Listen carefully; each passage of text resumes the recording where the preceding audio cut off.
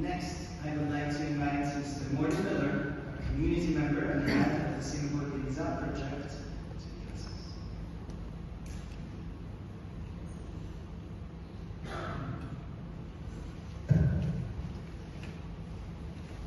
Joining me on stage today are dozens of members of the Miller family, whom the German Nazis murdered in the firing pits near their town of Aboth.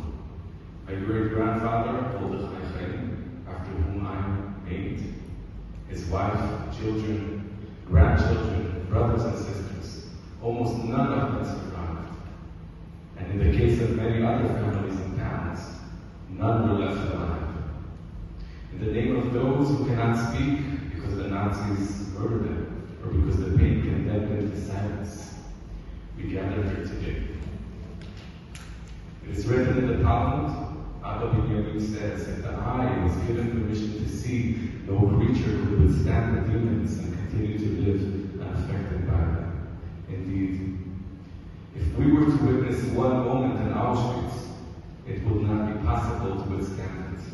And as Maghain, an Auschwitz survivor, wrote about us who talk about the Holocaust, speak, dear people, speak. But no matter how hard you try, you will always talk like blind people talking about colors.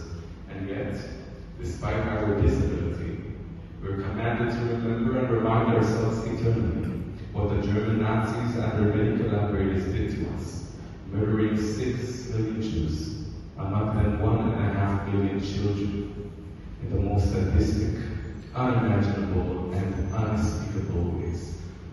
As part of Torah's commandment to remember what the Maghain did to you, we must, in every generation, see ourselves as if we were there on another planet in the Holocaust.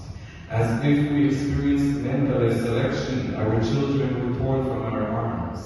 We were pushed into the gas chambers and suffocated to death. As if we were murdered by hanging, fire, live burial, and hunger. But we must not only remember death, but also life. Following another Torah command, remember the days of old, consider the generations long past. We will remember the vibrant Jewish life that was, and see ourselves as if we were in the shtetl in its glorious days.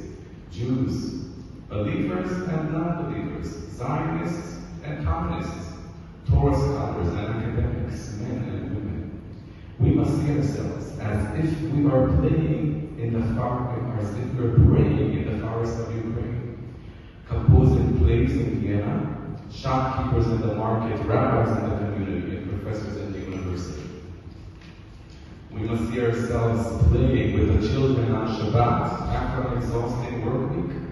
We must hear the voices, laughter, debate, prayer. A mother sings a lullaby in Yiddish.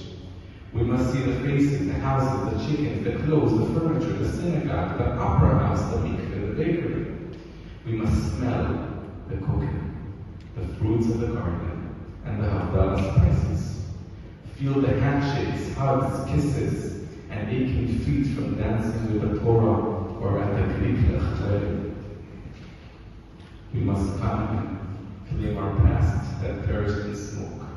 We must begin to understand the life that was and no longer exists. The Jew must restore the dead. Remembering life and remembering destruction brings us to the present.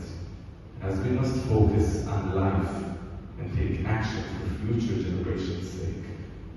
Thus wrote the Lubavitcher Rebbe to Elie Wiesel. Remembrance is essential. Still, alongside it, we must actively work and influence to increase and foster the motivation to build the Jewish people as such. And as the Rebbe instructed on behalf of his father-in-law, a single act is better than 1,000 wounds. Our God lives, and Torah and mitzvot are eternal. Quit the groaning and work hard in actual avodah, and God will be gracious to you. I'll conclude with the words of one of my teachers, Professor Shalom Ozenberg, born 1935, passed a few weeks ago. He wrote about the Holocaust as following: we were persecuted not because of our actions, political affiliation, or because we posed that danger to Germany. We were persecuted because we were Jews, including babies and older people who could not harm anyone. Satan appeared and pointed at us and our teachings as his enemies. Satan correctly recognized his enemies, the people chosen by God. This is a subtle voice that we hear beyond tragedy and pain. End of quote. Satan has correctly identified the people of Israel as his great enemy.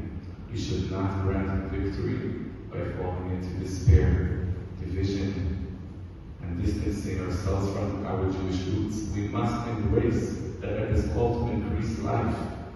This is how we will be worthy of the words of the Aboth, the disembodied voice, which according to the